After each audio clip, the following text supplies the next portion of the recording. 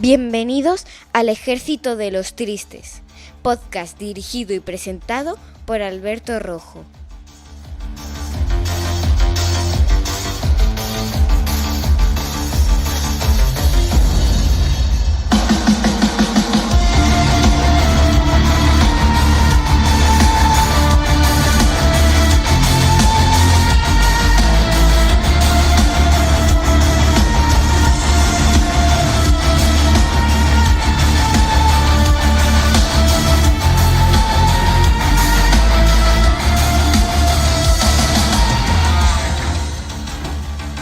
Muy buenas a todos, mis queridos soldados, y bienvenidos una semana más a un nuevo programa del Ejército de los Tristes.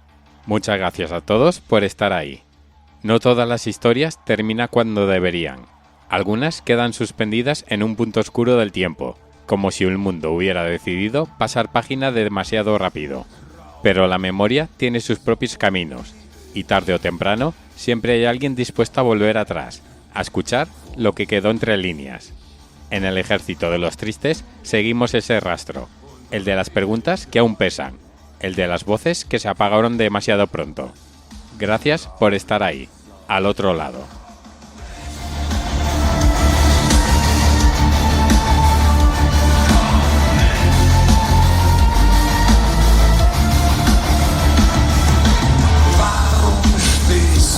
En el programa de hoy, como suele ser habitual, vamos a comenzar con uno de esos personajes oscuros que tanto nos intrigan. ¡Comenzamos!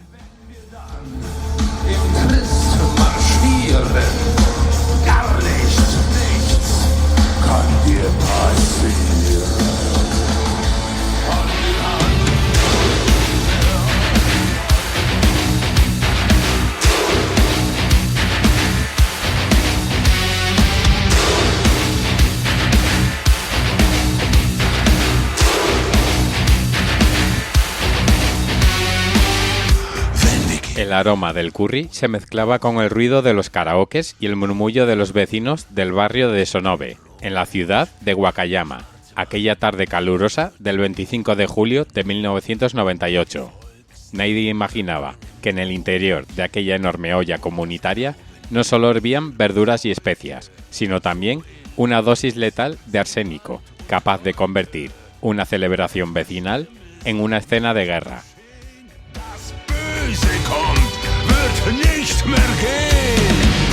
En cuestión de minutos, los cuerpos empezaron a caer. Vómitos, convulsiones, desmayos. 4 personas murieron y decenas fueron trasladadas de urgencia a los hospitales de la zona, con síntomas de una intoxicación masiva que los médicos tardaron en entender. Lo que debía ser una fiesta de barrio terminó etiquetado para siempre como el caso del curry envenenado de Wakayama, uno de los crímenes más impactantes de la historia reciente de Japón. Bist du nicht brav, fasst dich an, traue keinem Fremden dann. So viel Albtraum, so viel Wahn, und so glauben wir bis heute, schwer bewaffnet ist die Meute. Ach, sie können es nicht lassen, schreien Feuer in die Gassen. En el centro de ese torbellino de sirenas y rumores apareció un nombre, Masumi Hayashi, una ama de casa de 37 años, madre de 4 hijos, antigua vendedora de seguros, conocida en el vecindario tanto por su carácter fuerte como por los problemas económicos de su familia.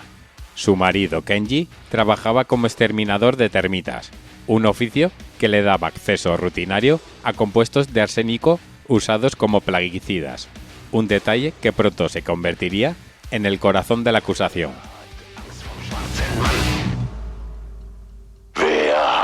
Matsumi no era una desconocida para sus vecinos, vivía pared con muchos de ellos, discutía con frecuencia por pequeñas afrentas y según algunos testimonios sentía que la comunidad la marginaba a ella y a su familia. Esa mezcla de conflictos domésticos, deudas y resentimientos se transformó, a ojos de los investigadores, en el caldo de cultivo perfecto para un crimen tan cruel como aparentemente inexplicable. kein Auge zugemacht.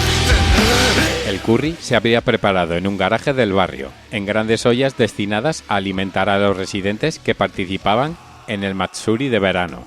Mientras unos vecinos se turnaban removiendo la mezcla espesa y otros montaban puestos y atracciones, alguien se acercó a la olla y vertió en silencio una sustancia blanca que nadie notó en medio del ruido y la confianza comunitaria.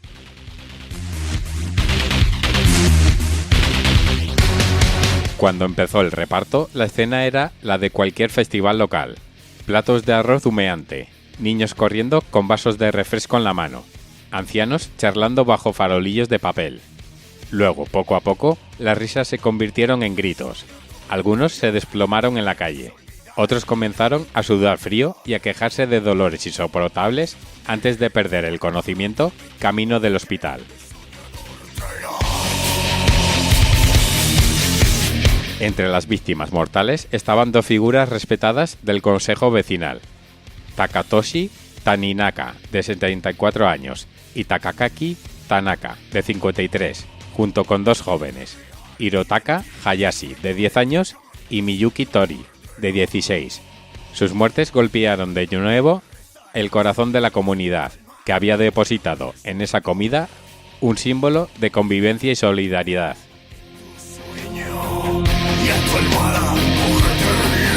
En total, 4 personas perdieron la vida y 63 más resultaron gravemente intoxicadas, muchas de ellas con secuelas médicas que tardarían meses en remitir, cuando no años. Los dermatólogos que estudiaron el caso describieron un abanico de lesiones cutáneos y síntomas sistemáticos propios de una intoxicación aguda por arsénico, un cuadro clínico poco habitual incluso para médicos experimentados. En medio del caos, la policía comenzó a peinar el lugar donde se había cocinado el curry y encontró un objeto aparentemente anodino, un vaso de papel azul, tirado cerca del área de preparación, con restos de arsénico en su interior. Ese vaso, convertido en pieza clave, fue interpretado como el recipiente utilizado para transportar el veneno desde otra parte hasta la olla comunitaria. Los testimonios empezaron a converger en una misma dirección. Varios vecinos afirmaron haber visto a Masumi cerca de las ollas poco antes de que comenzara el festival, en un momento en que el garaje estaba relativamente vacío.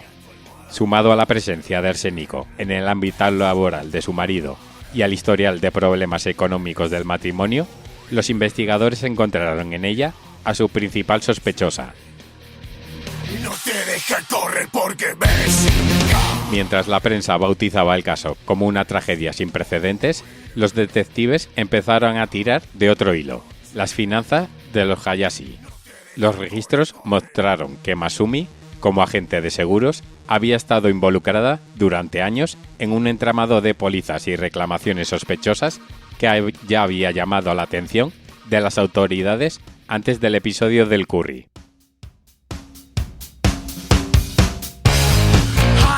Los fiscales la acusarían no solo del envenenamiento masivo, sino también de intentar asesinar a su propio marido y a otros conocidos mediante arsénico, con el objetivo de cobrar indemnizaciones de seguros de vida y de accidentes. En algunos de esos casos, las víctimas sobrevivieron con síntomas compatibles con intoxicaciones deliberadas, reforzando el retrato de Masumi como una mujer capaz de utilizar el veneno como herramienta habitual del fraude. Masumi fue arrestada 3 meses después del festival, cuando la conmoción pública y la presión mediática habían convertido su rostro en sinónimo de asesina del curry en todo Japón.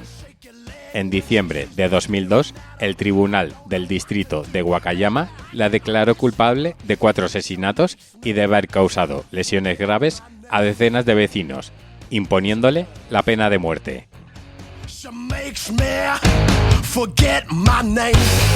Sin embargo, el caso estaba lejos de ser sencillo. No existía una confesión, ni una grabación, ni un testigo directo que la hubiera visto verter el arsénico en la olla, y la acusación se sostenía casi por completo en pruebas circunstanciales. Entre ellas se incluyó un análisis que detectó una alta concentración de arsénico en el cabello de Matsumi, así como la coincidencia entre el veneno de la olla y el que se encontraba entre los productos usados por su marido en su negocio. Matsumi apeló la sentencia, alegando inocencia y denunciando que se la había convertido en chivo expiatorio de un país horrorizado ante un crimen masivo poco frecuente. En junio de 2005, el Tribunal Superior de Osaka confirmó íntegramente la condena a muerte, considerando que el conjunto de indicios era tan sólido que no dejaba espacio para una duda racional. 4 años más tarde, en 2009, el Tribunal Supremo japonés cerró definitivamente la vía de los recursos ordinarios y ratificó la pena capital, calificando el crimen de cruel y despreciable por haber atacado indiscriminadamente a una comunidad entera reunida en un acto festivo. La mujer, que ya era un rostro conocido en todo el país, se convirtió, en términos legales, en una de las condenadas a muerte más célebres del sistema penal japonés. A pesar de la sucesión de veredictos en su contra, Matsumi Hayashi jamás ha reconocido haber envenenado el curry de Wakayama. Desde el corredor de la muerte ha insistido durante años en que el verdadero culpable está en algún lugar y ha impulsado, junto con sus abogados y parte de su familia, múltiples peticiones de reapertura del caso.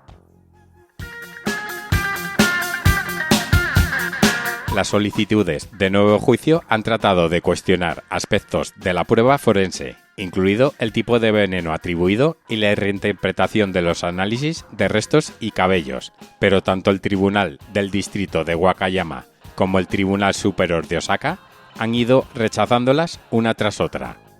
A día de hoy, Matsumi, ya sexagenaria, continúa en el corredor de la muerte, atrapada en un sistema de revisión de condenas tan restrictivo que algunos juristas describen como una puerta que casi nunca se abre. El caso de Wakayama no solo dejó una olla de curry convertida en símbolo del horror, sino también una comunidad que jamás volvió a mirar un festival de verano con la misma inocencia. La psicosis que siguió al crimen se tradujo en decenas de amenazas y bromas macabras relacionadas con alimentos envenenados e incluso en imitaciones del delito, obligando a las autoridades a reforzar controles y protocolos de seguridad en eventos públicos.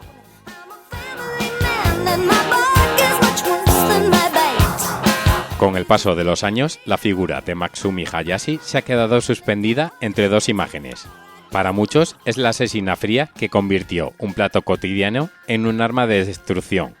Para otros, una mujer condenada a muerte sobre la base de indicios, en un proceso donde nunca se aclaró del todo el porqué de un acto tan despiadado. Pero más allá de los tribunales, lo único indiscutible es que aquella tarde de julio de 1998, una cucharada de curry bastó para envenenar no solo a un barrio entero, sino también la confianza de todo un país en la aparente seguridad de su vida cotidiana.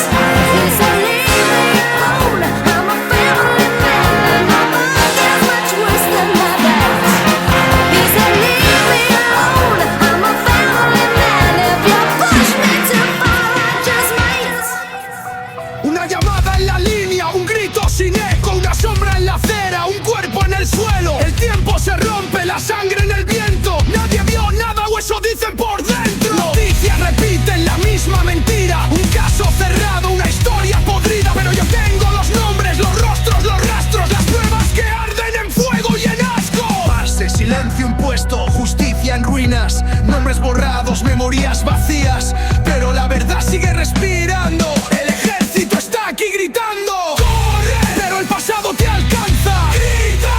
Pero nadie da la cara. ¡Mira! Las sombras saben quién fuiste. El ejército de los tristes.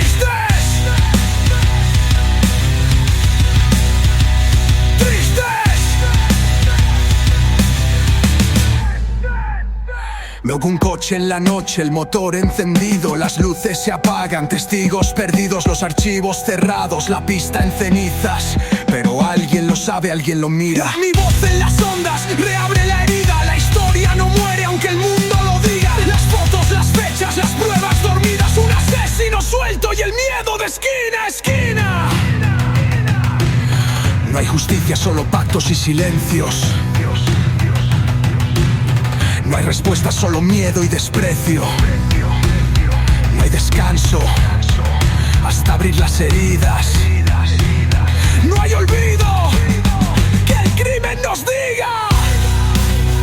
Ellos saben, tú sabes, pero el tiempo no perdona. El caso sigue abierto, que quieran cerrarlo. Pero el pasado te alcanza. Grita, pero nadie da la cara. Mira, las sombras saben quién fuiste. El ejército de los tristes. Tristes.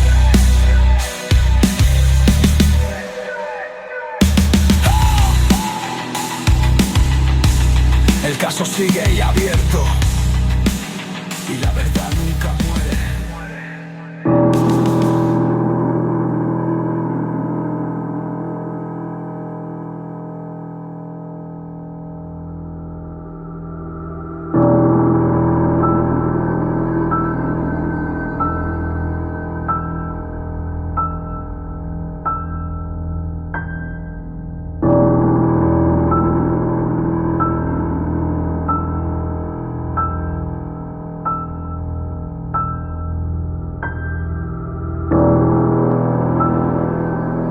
A continuación, vamos a viajar a un pequeño pueblo a orillas del río Ohio, en la frontera entre West Virginia y Ohio, para revivir una de las tragedias más impactantes de la historia de la ingeniería estadounidense y una de las leyendas paranormales más inquietantes del siglo XX.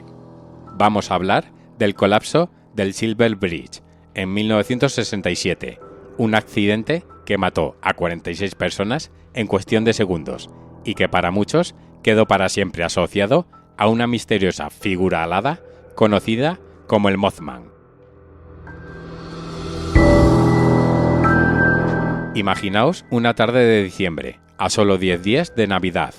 La gente vuelve a casa del trabajo, otros apuran las últimas compras navideñas, los coches avanzan lentamente en hora punta sobre un puente metálico plateado que brilla sobre el agua helada del Ohio. Nadie sabe que, bajo sus ruedas, una pieza de acero del tamaño de un brazo humano está a punto de fallar y arrastrar a docenas de personas al fondo del río.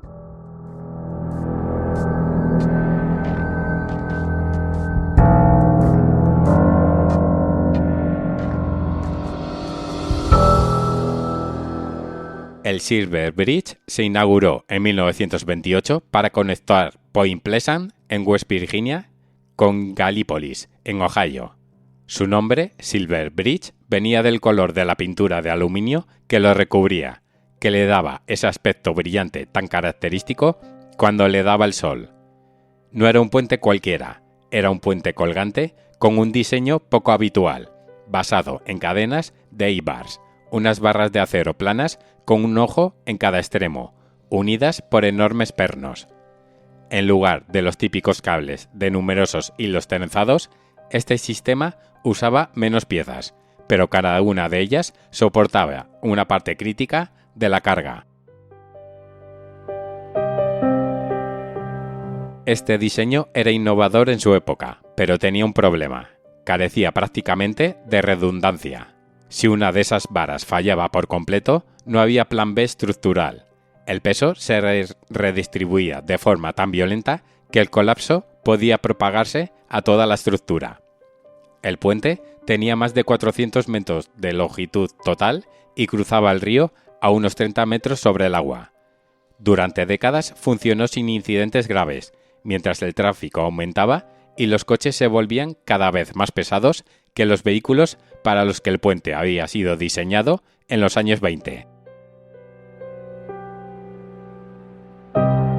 Saltamos ahora al 15 de diciembre de 1967. Es un viernes, son alrededor de las 5 de la tarde, la hora punta. El puente está cargado de coches y camiones, algunos con regalos de Navidad, otros con familias que regresan a casa. Testigos recuerdan que el tráfico estaba casi detenido, los vehículos avanzaban a paso de tortuga, bumper to bumper, paragolpes con paragolpes, sobre la calzada. Bajo esa carga constante, una pequeña grieta, invisible a simple vista, en una de las barras de suspensión, la famosa Eibar 330, llega por fin a su punto crítico.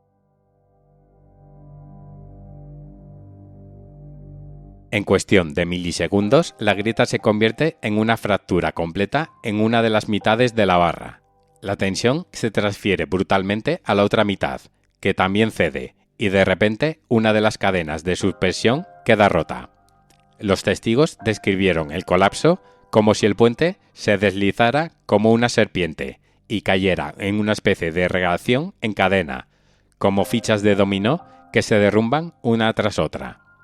Primero se inclinó, luego la calzada se retorció y los coches empezaron a caer de lado al río, atrapados entre las vigas de acero. Todo ocurrió en unos 20 segundos. En ese breve lapso, 31 vehículos se precipitaron al agua helada del Ohio, y el puente prácticamente desapareció de la superficie. Las escenas que siguieron fueron dantescas. Algunos supervivientes lograron salir de sus coches y nadar hasta la orilla, a pesar de la oscuridad, el frío extremo y el peso de la ropa de invierno. Otros quedaron atrapados bajo los restos retorcidos de acero o dentro de vehículos que se hundieron rápidamente. Al final, 46 personas murieron en la tragedia. 44 cuerpos fueron recuperados y los de 2 víctimas nunca llegaron a encontrarse. Se considera uno de los colapsos de puentes más mortíferos en la historia de Estados Unidos. Para Point Pleasant y las localidades vecinas, el desastre fue un verdadero mazazo psicológico. Muchas de las víctimas eran vecinos, compañeros de trabajo, familiares. Casi todo el mundo conocía a alguien que había cruzado ese puente a diario.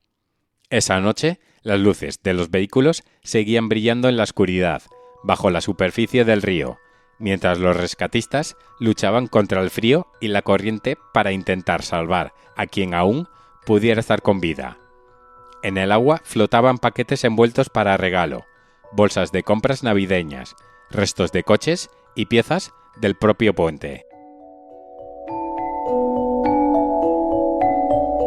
Durante días, las operaciones de rescate y luego de recuperación se prolongaron sin descanso.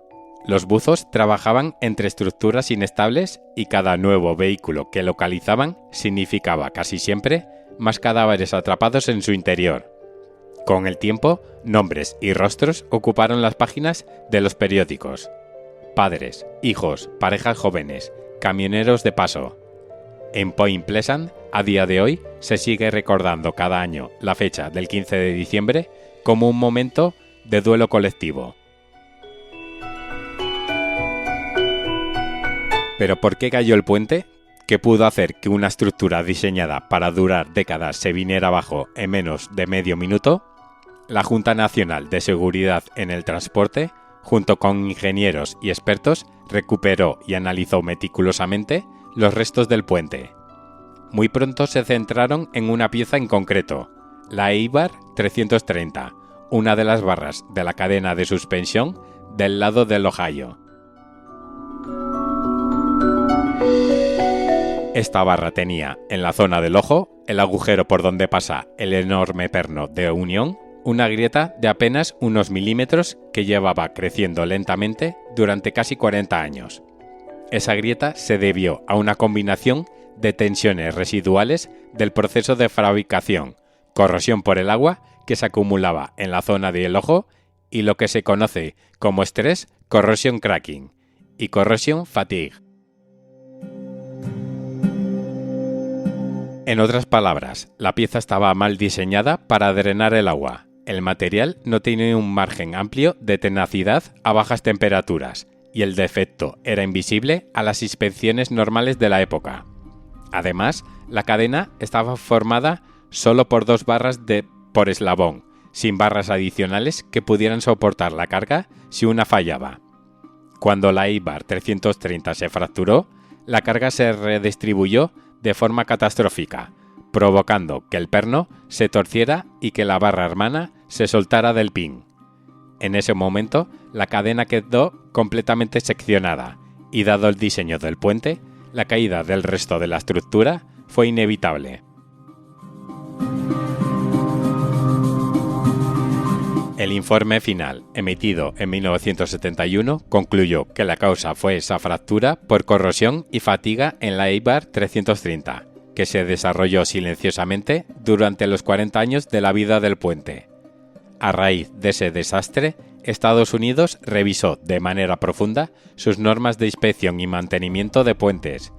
Se implementaron programas nacionales de inspección periódica y se reconsideraron diseños que, como el del Silver Bridge, no ofrecían redundancia suficiente ante el fallo de un solo componente.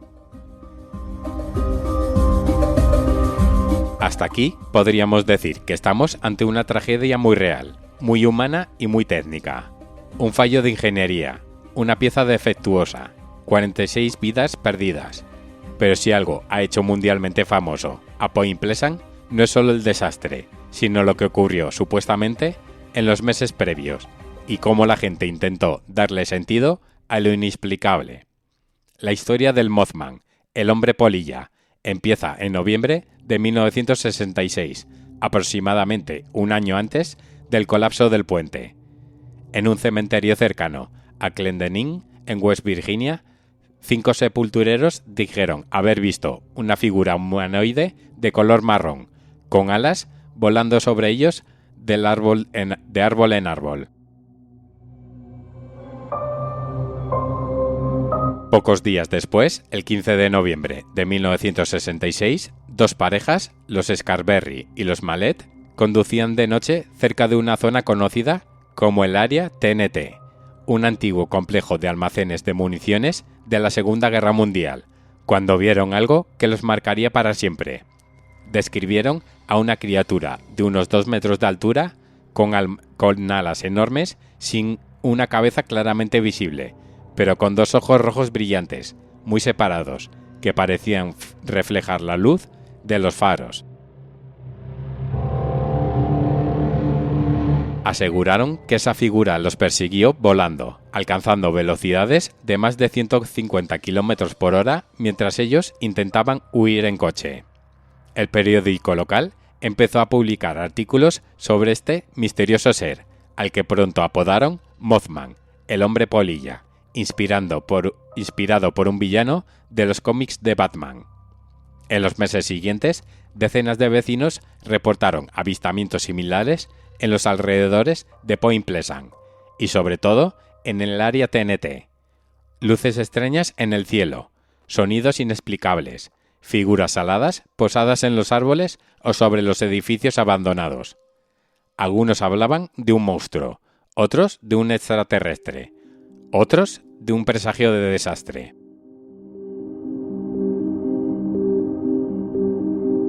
Como suele ocurrir cuando una comunidad pequeña se ve envuelta en una ola de fenómenos extraños, empezaron a aparecer también otros elementos de la mitología paranormal. Se habló de visitas de misteriosos hombres de negro, personas de aspecto extraño que supuestamente intimidaban a testigos y periodistas que querían hablar sobre el Mothman o sobre luces en el cielo.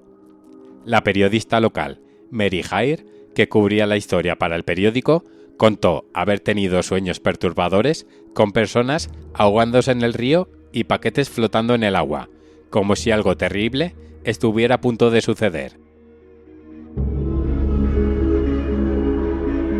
El investigador y escritor John Keel viajó a Point Pleasant en 1966 para recopilar testimonios de testigos de Mothman y otros fenómenos extraños. Más tarde interpretaría muchos de esos sueños, visiones y avistamientos como una especie de advertencia, una profecía velada del desastre que estaba por llegar. Todo esto, por supuesto, forma parte del terreno resbaladizo de la anécdota, la memoria selectiva y la reinterpretación a posteriori. Pero no se puede negar que, para mucha gente en Point Pleasant, la sensación de que algo raro estaba pasando en la ciudad era muy real incluso antes del colapso del puente. Y entonces llega el 15 de diciembre de 1967. El Silver Bridge se viene abajo en hora punta, matando a 46 personas en cuestión de segundos. Aquí aparece el detalle que con el tiempo ha alimentado la leyenda. Tras el colapso del puente, los supuestos avistamientos de Mothman en Point Pleasant prácticamente cesan. Para muchos, esa coincidencia temporal convirtió al Mothman en algo más que un monstruo de pueblo. Lo transformó en un presagio de tragedia, una figura asociada a la idea de que algo terrible va a ocurrir. Hay quien cree que Mothman intentaba advertir a la gente, que su presencia era una señal de alarma ignorada. Otros piensan justo lo contrario, que era una especie de entidad maligna vinculada directamente al desastre, incluso responsable de él de algún modo sobrenatural. También se habló, y se sigue hablando, de antiguas maldiciones indígenas sobre la zona, como la atribuida al jefe Cornstalk, que habría condenado a Point Pleasant a sufrir desgracias.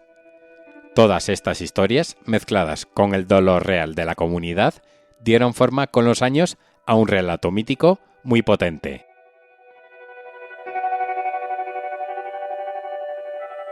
Desde el punto de vista estrictamente técnico, sabemos que el Silver Bridge colapsó por un fallo muy concreto en una pieza de acero, agravado por un diseño sin redundancia y por la falta de inspecciones adecuadas. No hubo ruidos extraños de alas, ni sombras gigantescas empujando la estructura, ni maldiciones antiguas que se pudieran medirse en un laboratorio. Pero desde el punto de vista humano, la necesidad de encontrar significado en el desastre es igual de real. Cuando una tragedia golpea de manera tan repentina y absurda, muchas comunidades buscan explicaciones que van más allá de una cifra en un informe técnico o de una grieta de 3 milímetros en un trozo de acero.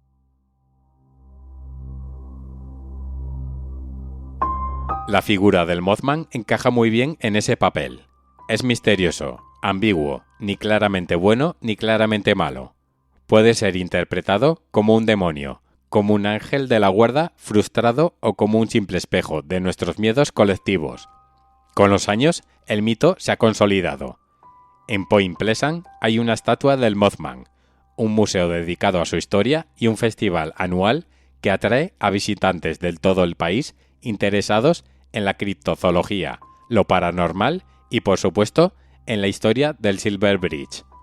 La tragedia, de algún modo, se ha transformado también en memoria, turismo y cultura popular.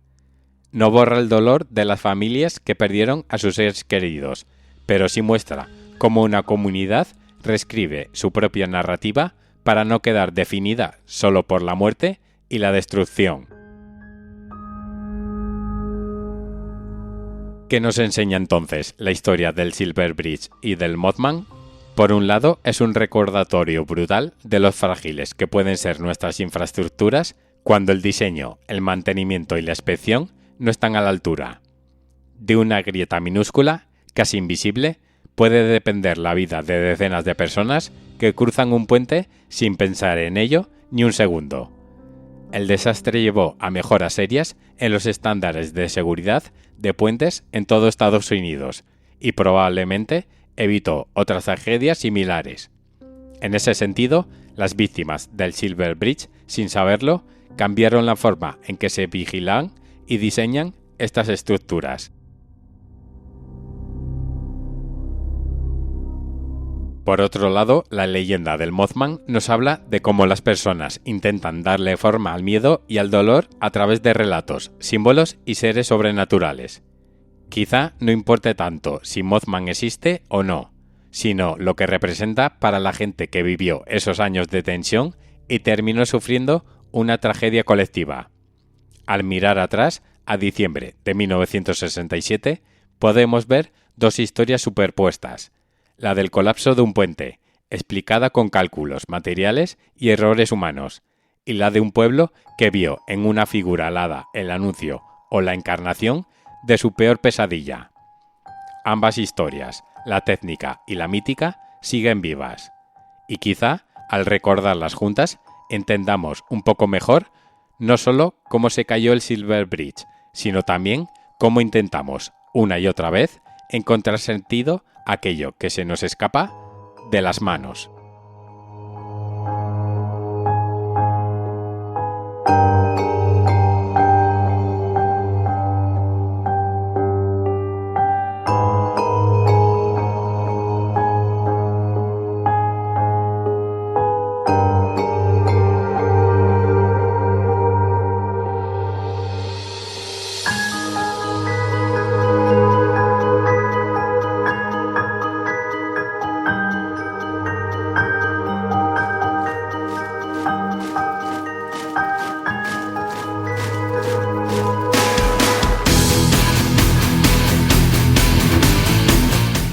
Si os gusta el podcast y no queréis un consejo de guerra, compartid con todos vuestros amigos y comentad.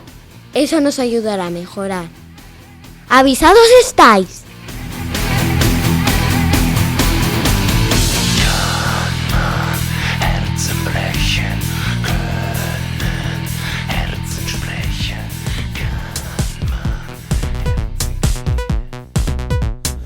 Hay sucesos que apenas se encuentran y cuando lo hacen parecen llegar desde otra dimensión. Escucha ahora los ecos de lo inexplicable. La policía del estado de Nueva York ha logrado identificar más de medio siglo después a un hombre cuyo cuerpo fue encontrado en 1970 en una carretera rural del condado de Allegheny. El cadáver había aparecido decapitado y sin manos, lo que durante décadas impidió saber quién era la víctima. Gracias a nuevas técnicas de genealogía genética y análisis de ADN, los investigadores han podido poner finalmente nombre a la víctima, Claude Kopacz, un hombre de 35 años originario de Pensilvania que nunca llegó a ser denunciado oficialmente como desaparecido. Sin embargo, aunque el misterio de su identidad ha sido resuelto, el asesinato sigue sin resolverse. Los investigadores creen que Kopacz fue asesinado en otro lugar y su cuerpo fue abandonado posteriormente en la carretera donde fue encontrado. La policía ha pedido ayuda pública para tratar de reconstruir qué ocurrió realmente hace más de 5 décadas.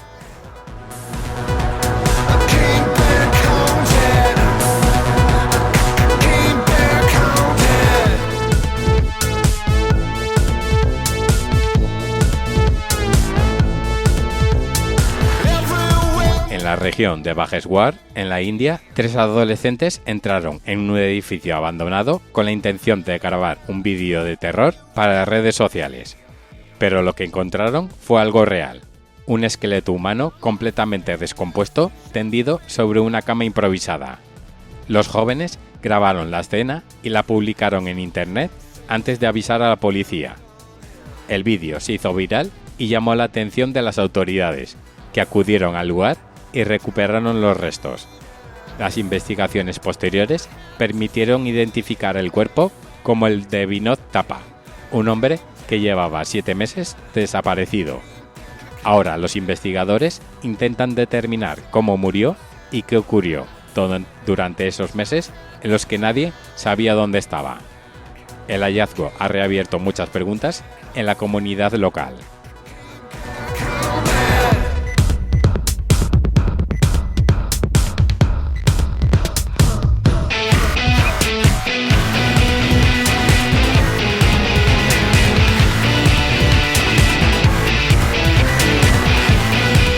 muerte de la actriz polaca Magdalena Majcika, de 42 años, ha provocado una investigación tras ser encontrada muerta en un bosque del sur de Polonia. Su coche apareció abandonado en una pista forestal y su cuerpo fue hallado a unos 200 metros del vehículo. Las autoridades descartaron inicialmente que hubiera fallecido por el accidente del coche, lo que abrió múltiples hipótesis. Según los primeros datos, la actriz había salido de casa para reunirse con un antiguo amigo, pero nunca regresó. Los forenses están realizando análisis toxicológicos e histológicos para determinar la causa exacta de la muerte, mientras la policía intenta reconstruir las últimas horas de la actriz. Por ahora, el caso sigue envuelto en incertidumbre.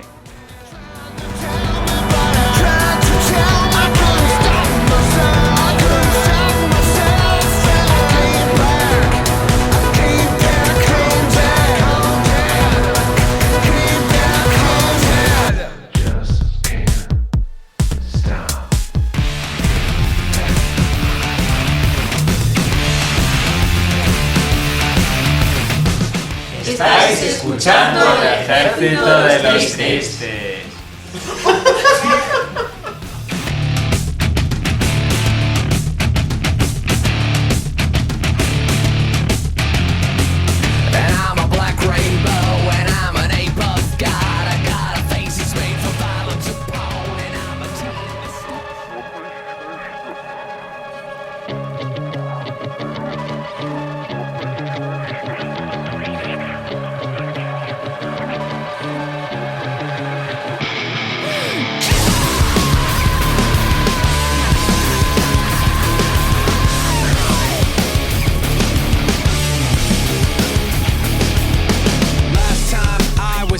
La nieve aún resistía en las cumbres de la Sierra Nevada cuando Carol Sand apagó la luz de la habitación del Cedar Lodge, convencida de que aquel viaje a Yosemite sería el recuerdo perfecto para su hija Julie y para Silvina, la adolescente argentina que las acompañaba como estudiante de intercambio.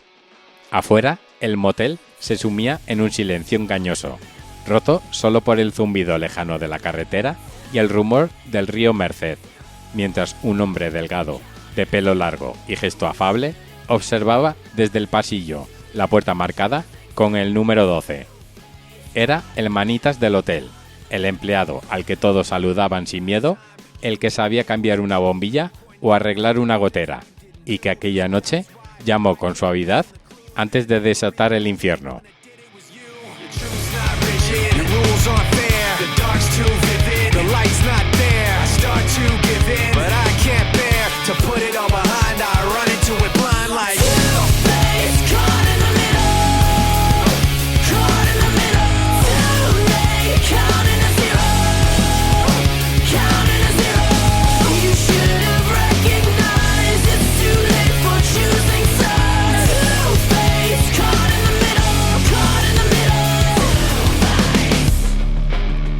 Cary Anthony Steiner había nacido el 13 de agosto de 1961 en Merced, una pequeña ciudad agrícola del Valle de San Joaquín, en California, en el seno de una familia mormona de 5 hijos que predicaba la obediencia, el sacrificio y el respeto ciego a la autoridad. En aquella casa, sin embargo, la fe no bastó para conjurar la violencia.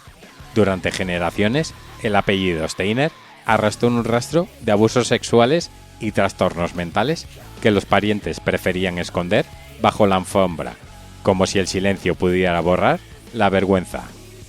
Cuando su hermano pequeño Steven fue secuestrado en 1972 por un pederasta y retenido durante 7 años, el drama familiar quedó fijado para siempre en los noticieros, los libros y hasta en una película para televisión, mientras Cary, el hijo que se había quedado en casa, aprendía a sentirse invisible.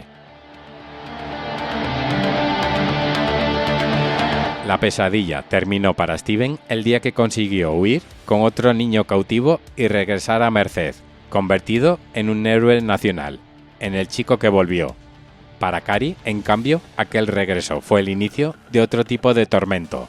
La atención se volcó sobre el pequeño milagro de la familia, y el hermano mayor quedó relegado al fondo de cada foto, al margen de cada conversación, atrapado en la sombra de una víctima que ocupaba titulares.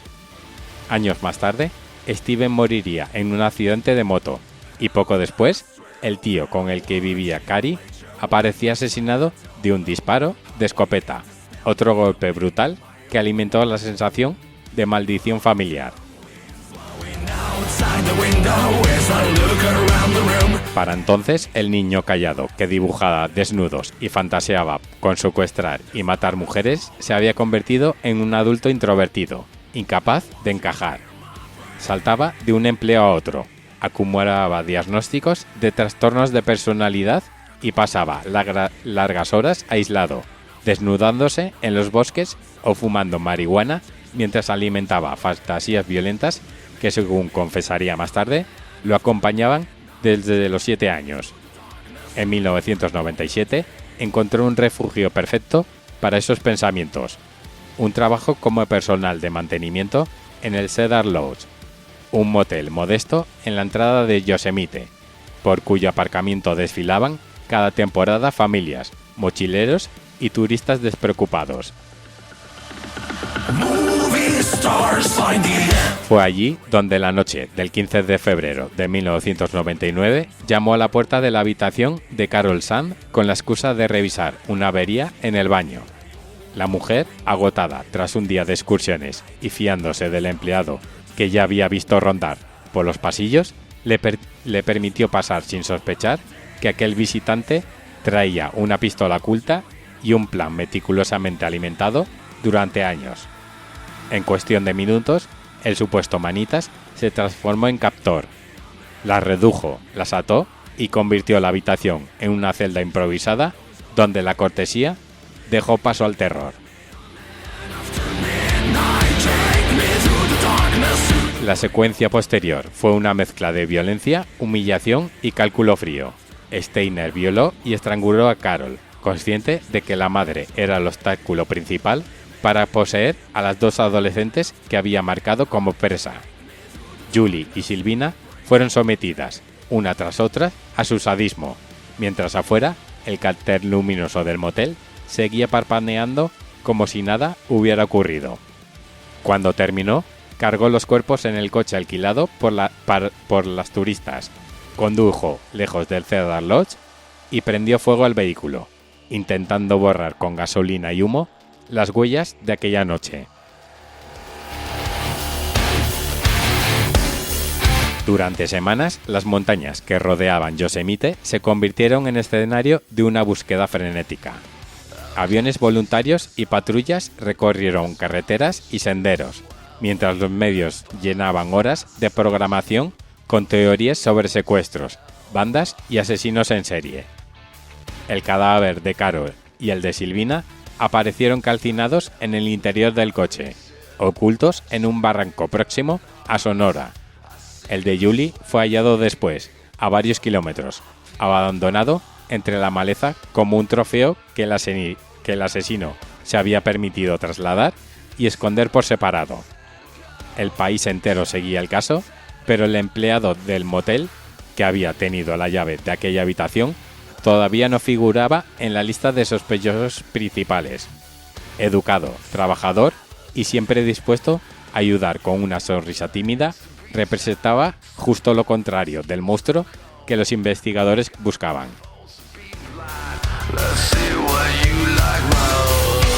Liberado de cualquier vigilancia real, Cary Steiner volvía a su rutina en el Cedar Lodge como si nada hubiera pasado, mientras dentro alimentaba la certeza de que la policía jamás lo alcanzaría. 5 meses después, a finales de julio de 1999, decidió volver a matar. Esta vez la víctima fue Joy Ruth Armstrong, una joven naturalista de 26 años que trabajaba para el Yosemite Institute, guiando a niños por los senderos del parque y vivía sola en una cabaña aislada cerca de Foresta. Steiner la observó, esperó el momento oportuno y la abordó en las inmediaciones de su casa, donde raptó a punta de cuchillo antes de agredirla y asesinarla. Su cuerpo apareció decapitado en un arroyo cercano, con la cabeza separada del torso, una escena tan brutal que incluso los agentes veteranos necesitaron apartar la vista. Esta vez, el asesino dejó un rastro demasiado claro. Las huellas de neumáticos y los testimonios sobre una furgoneta sospechosa condujeron hasta él. El mismo empleado del Cedar Lodge que hasta entonces había sido interrogado de manera casi rutinaria y descartado por su aparente normalidad. Mientras los investigadores comenzaban a atar cabos, Steiner decidió huir y se refugió en un resort naturalista cercano, donde fue detenido sin oponer resistencia, desnudo, bronceado por el sol y con una calma inquietante que contrastaba con el horror que había dejado atrás.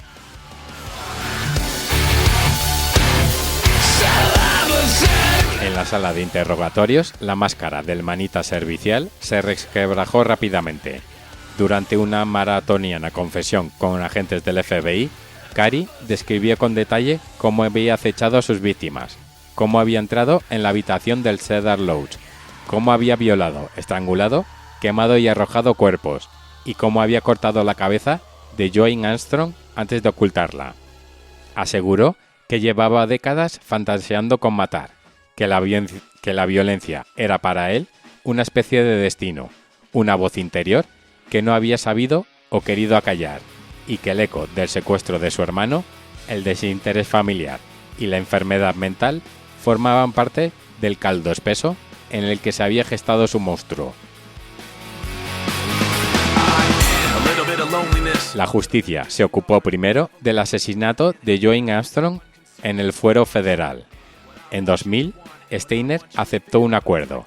Se declaró culpable del secuestro y homicidio de la joven naturalista a cambio de evitar la pena de muerte, recibiendo una condena de cadena perpetua sin posibilidad de libertad condicional y comprometiéndose por escrito a no lucrarse jamás contando su historia. Aquella sentencia no cerró el caso, solo abrió la puerta a un segundo juicio, esta vez en un tribunal estatal, por las muertes de Carol Sang, su hija Julie y Silvina Peloso, las 3 turistas que nunca llegaron a completar su visita a Yosemite. En 2002, en Mariposa County, un jurado lo declaró culpable de 3 cargos de asesinato en primer grado con circunstancias especiales, secuestro, agresión sexual y múltiples víctimas, lo que permitió a la Fiscalía solicitar la pena capital. Los familiares de las 4 mujeres llenaron las bancas del tribunal, obligados a escuchar, una y otra vez, la reconstrucción minuciosa de aquel viaje que empezó con fotos sonrientes en el parque y terminó en un coche incendiado y un barranco. Steiner, sentado junto a sus abogados, apenas reaccionó. Garabateaba en un cuaderno, miraba al techo o mantenía la vista fija en un punto impreciso, como si el juicio fuera un espectáculo ajeno. La pena de muerte llegó envuelta en la frialdad del procedimiento. El juez confirmó la recomendación del jurado y en 2002 condenó a Cary Anthony Steiner a morir en la cámara de gas o por inyección letal, según establecería la ley vigente, inscribiéndolo en la lista de condenados a muerte de la prisión de San Quentin, donde continúa recluido décadas después. En las apelaciones, sus abogados insistieron en la larga historia de enfermedad mental, abusos y traumas que recorría el árbol genealógico de los Steiner, pero ningún informe psiquiátrico fue suficiente para borrar las imágenes de las habitaciones saqueadas, los cuerpos calcinados y la cabeza cercenada en el arroyo de Yosemite. Así, la familia, que había sido símbolo televisivo del niño que regresaba sano y salvo, acabó también marcada por otro relato, el del hermano mayor, que años después convertiría uno de los parques nacionales más célebres del mundo en coto de caza para sus fantasías homicidas. Entre las paredes húmedas de San Quentin, Cary Steiner espera la ejecución de una condena que tal vez nunca se cumpla, atrapado en el limbo de los corredores de la muerte, mientras en los alrededores de Yosemite los turistas vuelven a llenar los miradores sin saber que durante unos meses de 1999 aquel paisaje de postal sirvió de telón de fondo para la obra de un asesino al que durante demasiado tiempo confundieron con un simple apuesto manitas.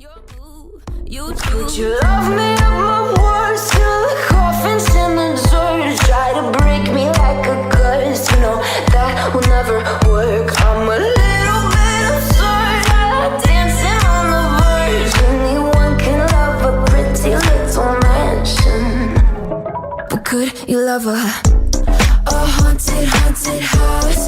Or could you love me now? A haunted, haunted, I'm a haunted house. A haunted, haunted house. If you'll just take it out. A haunted, haunted, I'm a haunted house.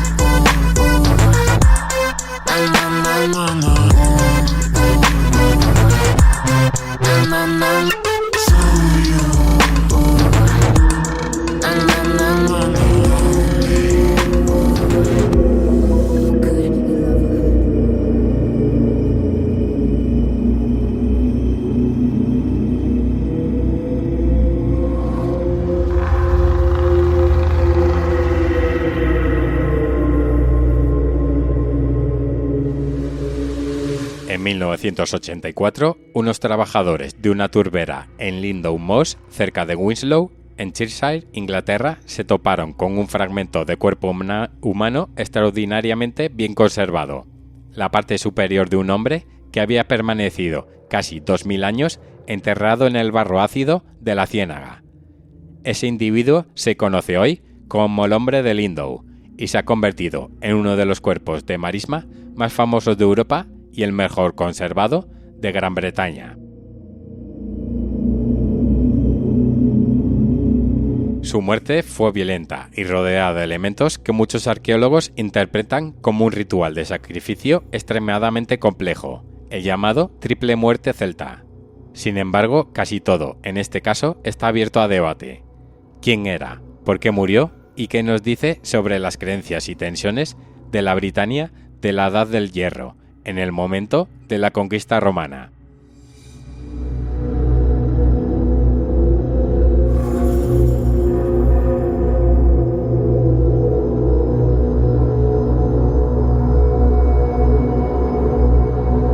Lindow Moss es una turbera de baja altitud que antes de explotación industrial cubría centenares de hectáreas en Cheshire, en el norte de Inglaterra. Su extracción de turba a gran escala comenzó hace siglos y continuó hasta 2016, dejando expuestas capas profundas de sedimentos orgánicos donde a veces aparecían restos antiguos. En 1983 ya se había encontrado allí una cabeza humana seccionada, datada después como época de época romana o de la Edad de Hierro, conocida como Lindow I. Un año más tarde, el 1 de agosto de 1984, dos trabajadores, Andy Mould y Stephen Dudley, notaron en la cinta transportadora de turba algo que parecía un trozo de madera. Al limpiarlo, descubrieron que era en realidad un pie humano sorprendentemente bien conservado. Este pie llevó a excavar con más cuidado el entorno inmediato de la turbera, y pronto apareció la parte superior del torso de un hombre, con piel, pelo y rasgos faciales reconocibles. El hallazgo se trasladó rápidamente a especialistas forenses y arqueólogos, y desencadenó una investigación científica sin precedentes para un cuerpo de marisma británico. Los cuerpos de marisma, bog bodies, son restos humanos hallados en turberas de Europa del Norte que conservan tejidos blandos, cabello o incluso contenidos intestinales gracias a las condiciones especiales de estos ecosistemas. Las turbas son ambientes fríos, ácidos y pobres en oxígeno, lo que frena la actividad bacteriana y retarda de forma extraordinaria la descomposición. El musgo de esfagno, abundante en estos lugares, libera sustancias que broncean la piel, oscureciéndola y endureciéndola, mientras que los huesos pueden desmineralizarse.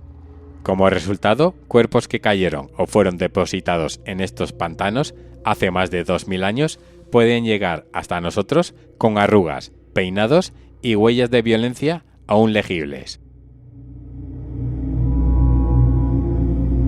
Antes del descubrimiento del hombre de Lindau ya se conocían otros cuerpos célebres como el del hombre de Tolum o el hombre de Grauwald en Dinamarca, pero en Gran Bretaña no se había hallado hasta entonces ningún ejemplo tan completo. El caso británico impulsó la creación de catálogos sistemáticos que revelaron decenas de hallazgos de restos humanos en marismas de Inglaterra, Gales y Escocia, muchos fragmentarios o mal documentados. El cuerpo de Lindau Mann corresponde a un varón que en el momento de su muerte se encontraba en la veintena, probablemente de unos 25 años, en buen estado general de salud. Medía en vida alrededor de unos 70 o unos 73 metros y pesaría en torno a 60 kilos, lo que encaja con un adulto joven de complexión media. Conserva barba, bigote y patillas recortadas, además de cabello castaño peinado, y sus dientes están sanados, sin caries visibles.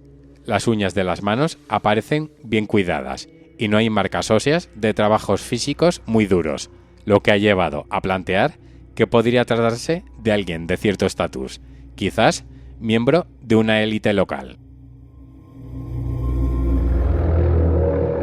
Los análisis también muestran que padecía una leve artrosis y estaba infectado por parásitos intestinales como tricocéfalos, algo muy común en contextos premodernos.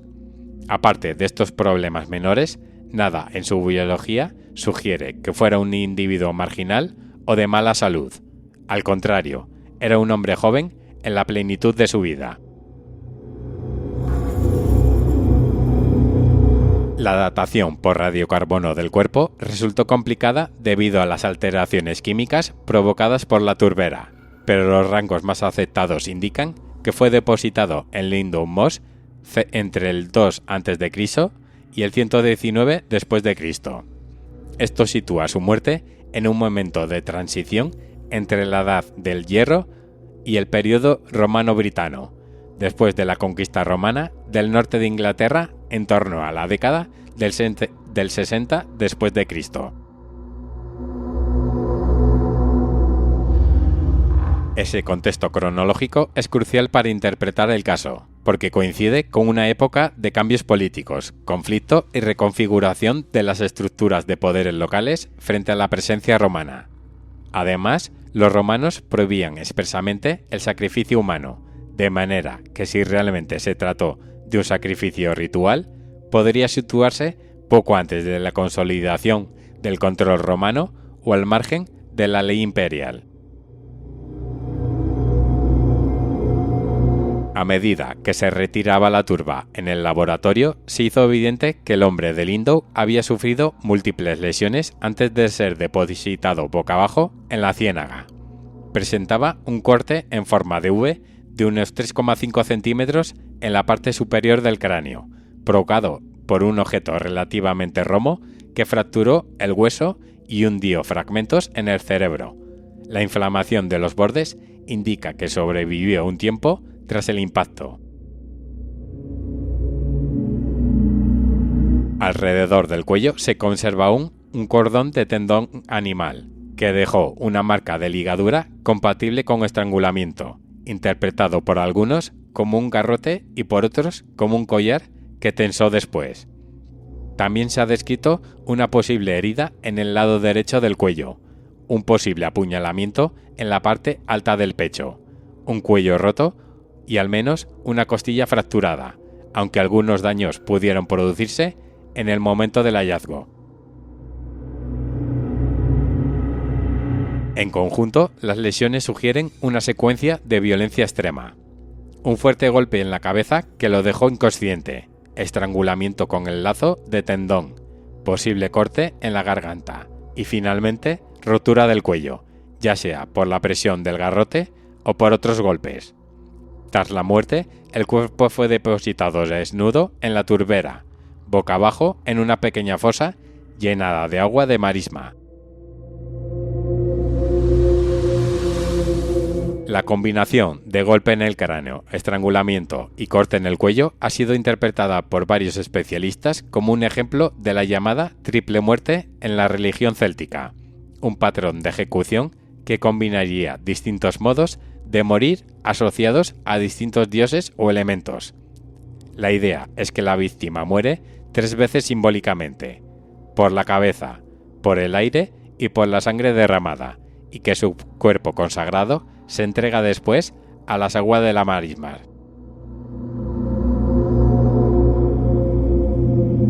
Casi 40 años después de su hallazgo, el hombre de Lindow sigue siendo un enigma. Las pruebas apuntan a una muerte violenta y probablemente intencional, con múltiples fases y un escenario cuidadosamente elegido. La hipótesis del sacrificio ritual de triple muerte es hoy una de las más influyentes, pero no ha logrado un consenso absoluto entre los especialistas, que siguen debatiendo el peso relativo de cada tipo de evidencia. Lo que sí parece claro es que este cuerpo, extraído por azar de una cinta transportadora de turba, ha proporcionado una ventana excepcional a las vidas, miedos y creencias de una comunidad que vivió en el límite entre el mundo celta y el romano. El hombre de Lindow nos recuerda que bajo la superficie aparentemente inerte de los paisajes pueden ocultarse historias humanas intensas, a medio camino entre el crimen, el ritual y el sacrificio.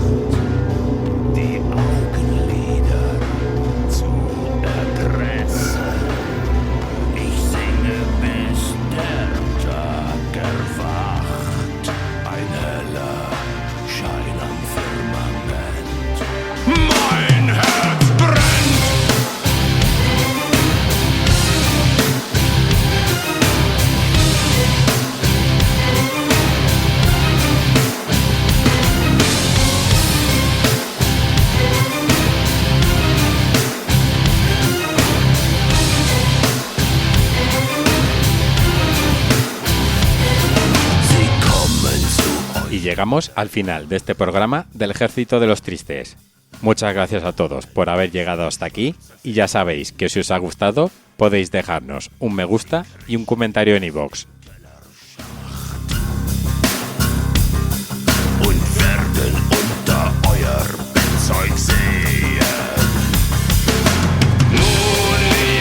En esta ocasión he escogido este temazo titulado Mein Herz brennt de mis queridos Rammstein.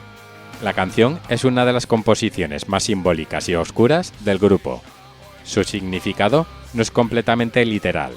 Funciona como una alegoría sobre el miedo, las pesadillas infantiles y la presencia de figuras que encarnan esos temores.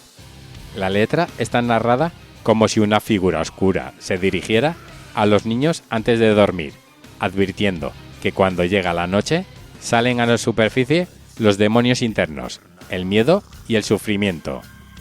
El título, Mein Herz brennt, mi corazón arde, simboliza dolor emocional o angustia interior. En resumen, la canción representa las pesadillas y los temores ocultos de la mente, usando la estética de un cuento infantil oscuro, típico de la tradición alemana.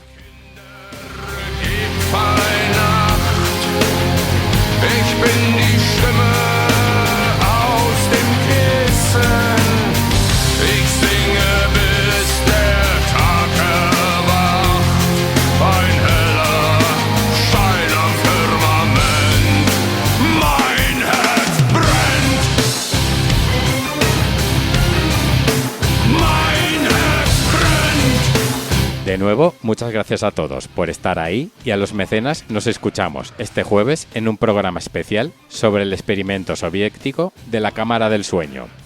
A todos los demás nos escuchamos dentro de 2 semanas en un nuevo programa del Ejército de los Tristes. Hasta entonces, sed felices y disfrutad. Chao.